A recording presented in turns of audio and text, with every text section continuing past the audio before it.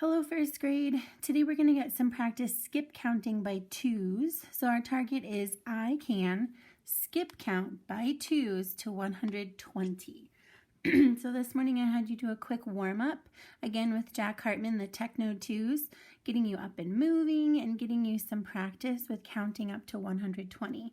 Remember, skip counting is a first grade standard, so we want you guys to be able to skip count by twos, by fives, and by tens up to 120. So remember, when we're talking about skip counting by twos, we're talking about counting by even numbers.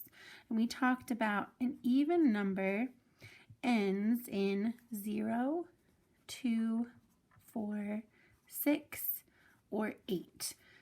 So if I have my number line here from 1 to 10, I'm starting my counting at 2.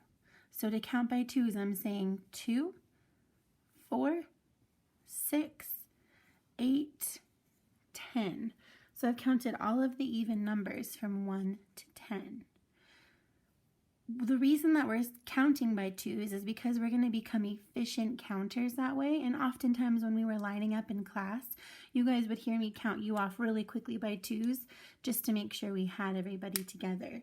But the other reason that we're going to practice skip counting by twos today is we're going to talk about penguin pairs.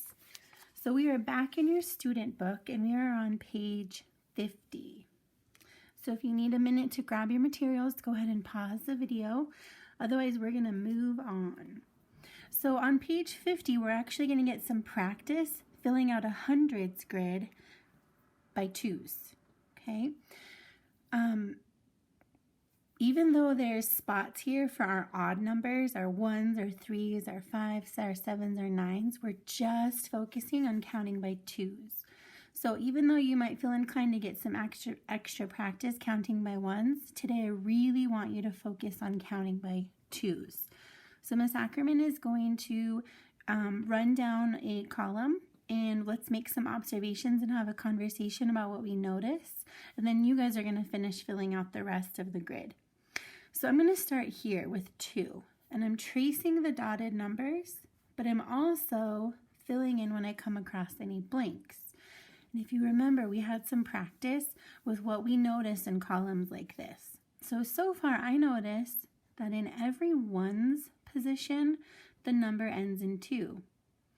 And in every tens position, the number increases by 1 10. So here, the number 2, I don't have any tens. I have 0 tens.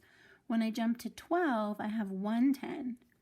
When I jump to 22, I have 2 tens, but nothing changes with my ones. That's because when we move down a hundreds grid, we are adding 10. So 2 plus 10 is 12. 12 plus 10 is 22. 22 plus 10 is 32. Okay, so you guys can fill it out this way just to get some more practice, or you can move this way. All right, so 2, we skip 3 because we're counting by twos. So 2, 4, 6, 8, 10, 12, 14, 16, 18, 20. Okay, I want you to notice what else we see in these columns here. So next door in the twos column, we saw that all of our ones ended in twos. So we always had 2 ones. Our ones column always ended in a 2. Same over here, our ones are going to end in 4s.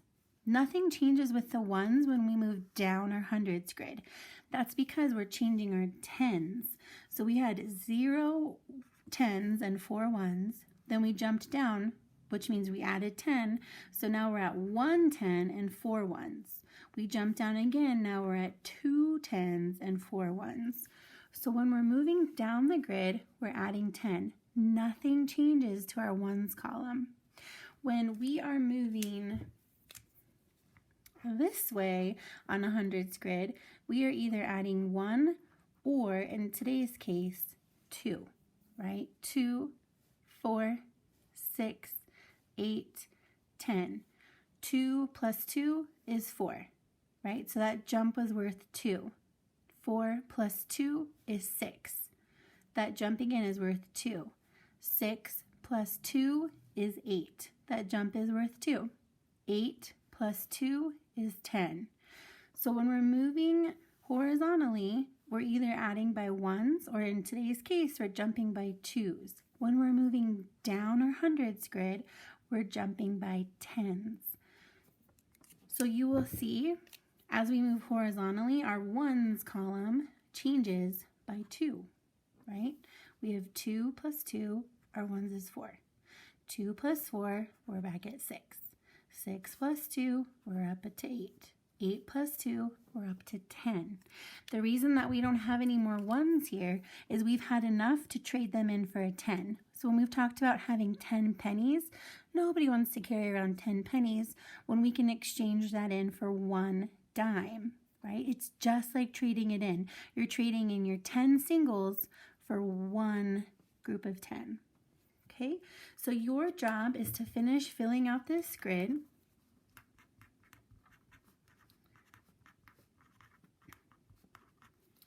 And then I want you to move over to this column.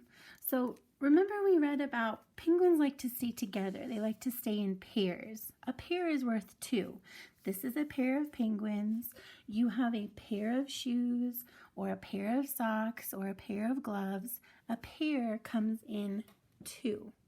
Okay, so when we're talking about 1 pair of penguins, that means that there's 2, right? 1 pair is 2 penguins.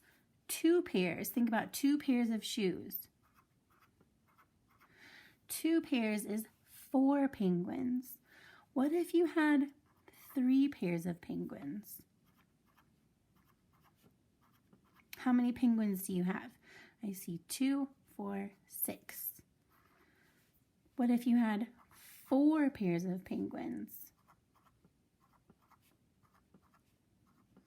How many penguins do you have? 2, 4, 6, 8. Okay, so I want you to practice. If you have 5 pairs, tell me how many penguins. 6 pairs, 7, 8, 9, 10, 11, 12, 13, 14, 15 pairs. Okay, so your job is to finish filling out this hundreds grid, counting by twos, and to fill out pairs column.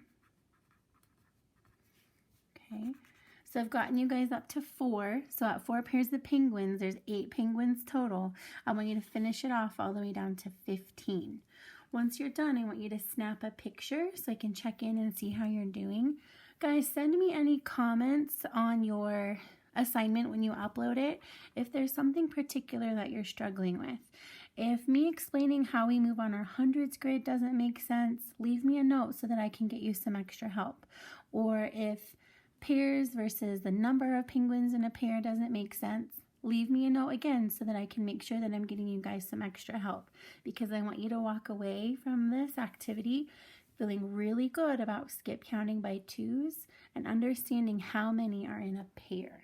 Okay, so please reach out if you need any help, and I'll check in on once you upload and see you soon.